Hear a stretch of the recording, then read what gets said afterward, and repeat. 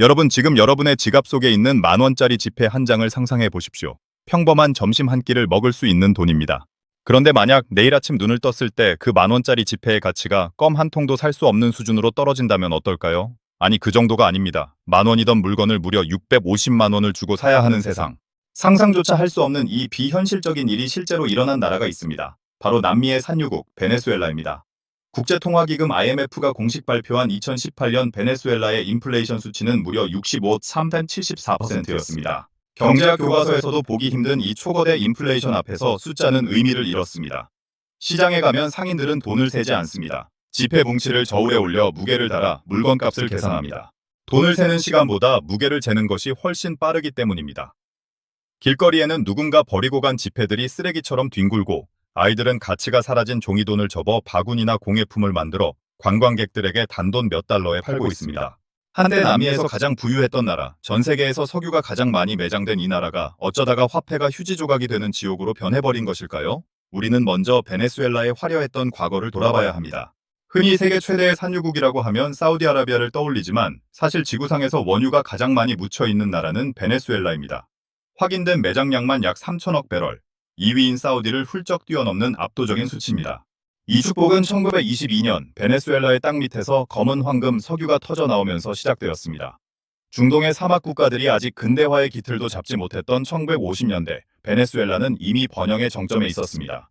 제2차 세계대전의 폐허 속에서 전 세계가 고군분투할 때 베네수엘라는 쏟아지는 석유 자본을 바탕으로 1인당 GDP 세계 4위를 기록했습니다. 당시 베네수엘라의 수도 카라카스는 남미의 파리라 불렸고, 시민들은 뉴욕이나 마이애미로 주말 쇼핑을 떠날 정도로 부유했습니다.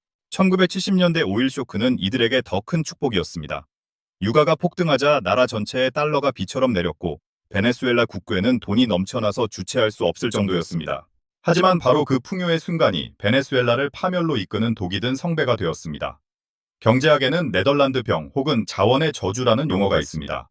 자원이 너무 풍부하면 오히려 다른 산업이 망하고 경제 체질이 약해지는 현상을 말합니다.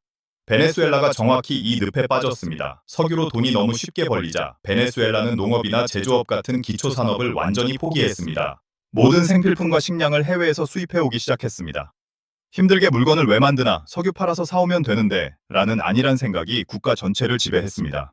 국가 경제의 95% 이상이 석유 수출에만 의존하게 된 상황에서 정부와 기득권층은 부패의 늪에 빠졌습니다. 막대한 석유 자금은 국가의 미래를 위한 인프라 투자나 기술 개발 대신 정치인들의 주머니와 소수 권력층의 호화 생활로 흘러들어갔습니다. 빈부격차는 극에 달했고, 사회 밑바닥의 가난한 민중들은 기득권층을 향한 분노를 키워갔습니다. 바로 이때 베네수엘라 역사를 송두리째 바꾼 한 남자가 등장합니다. 바로 우고 차베스입니다. 1990년대 후반, 경제 침체와 부패에 신음하던 베네수엘라 국민들 앞에 혜성처럼 나타난 군인 출신 정치인 차베스는 21세기 사회주의를 외쳤습니다. 그는 석유는 국민의 것이다. 기득권이 훔쳐간 부를 여러분께 돌려주겠다고 약속했습니다. 1999년 대통령에 당선된 차베스는 파격적인 포퓰리즘 정책을 펼쳤습니다. 빈곤층에게 무상의료와 무상주택을 제공하고 생필품 가격을 국가가 강제로 낮추었습니다.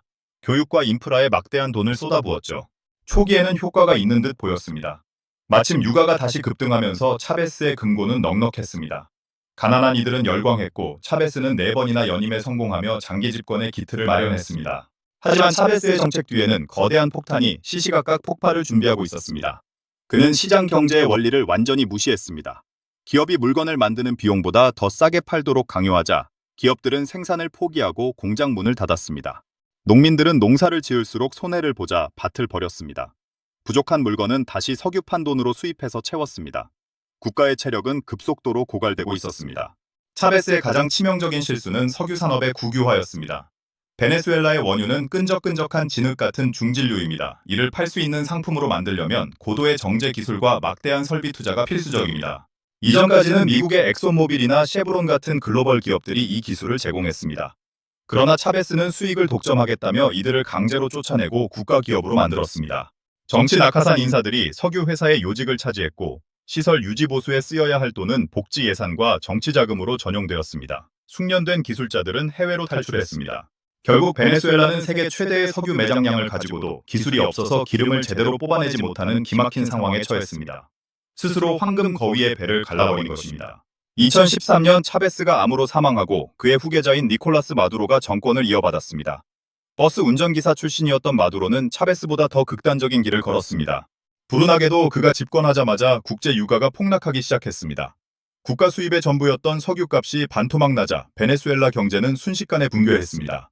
정부 금고가 비어버리자 마두로가 선택한 해결책은 최악 중의 최악이었습니다. 바로 중앙은행을 시켜 돈을 무제한으로 찍어내는 것이었습니다. 시장에 종이 조각이나 다름없는 돈이 넘쳐나자 물가는 하늘을 뚫고 솟구쳤습니다. 이것이 바로 앞서 말씀드린 6만 %가 넘는 하이퍼인플레이션의 정체입니다. 이제 국민들은 굶주림과 싸워야 했습니다. 생필품이 없어 마트 앞에는 수백 미터의 줄이 늘어섰고 쓰레기통을 뒤져 끼니를 해결하는 사람들이 속출했습니다. 국민들의 평균 체중이 11kg 이상 줄어드는 비극을 두고 사람들은 마두로 다이어트라고 조롱 섞인 탄식을 내뱉었습니다. 병원에는 약이 없어 가벼운 질병으로도 사람들이 죽어나갔고 급기야 정부가 의약품 값을 다이아몬드나 금으로 지불하겠다고 나설 정도로 외화는 바닥이 났습니다. 치안은 완전히 무너졌고 베네수엘라는 세계에서 가장 위험한 나라라는 오명을 뒤집어썼습니다. 결국 전체 인구의 약 20%에 달하는 700만 명 이상의 국민이 목숨을 걸고 국경을 넘어 조국을 탈출했습니다. 정치적 혼란도 극에 달했습니다. 2018년 대선에서 마두로가 부정선거로 재선에 성공하자 야권 지도자 후안 과이도가 이를 불복하며 자신을 임시대통령으로 선언했습니다. 미국을 비롯한 서방 국가들은 과이도를 지지했고 러시아와 중국은 마두로를 지지하며 베네수엘라는 국제사회의 대리전 무대가 되었습니다. 한 지붕 두 대통령이라는 기묘한 체제는 베네수엘라의 불확실성을 더욱 키웠습니다. 미국은 마두로 정권을 압박하기 위해 강력한 경제 제재를 가했습니다. 베네수엘라산 원유 수출을 막아버린 것이죠. 이는 마두로 정권에 타격을 주었지만 동시에 베네수엘라 국민들의 고통을 가중하는 양날의 검이 되었습니다.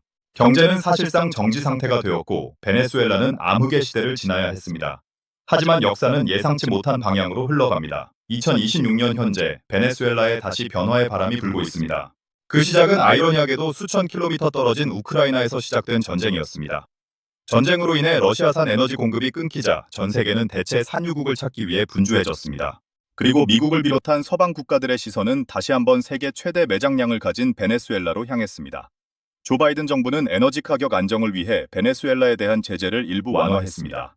미국의 석유 공룡 쉐브론이 다시 베네수엘라 땅에서 석유를 생산할 수 있도록 허가한 것입니다.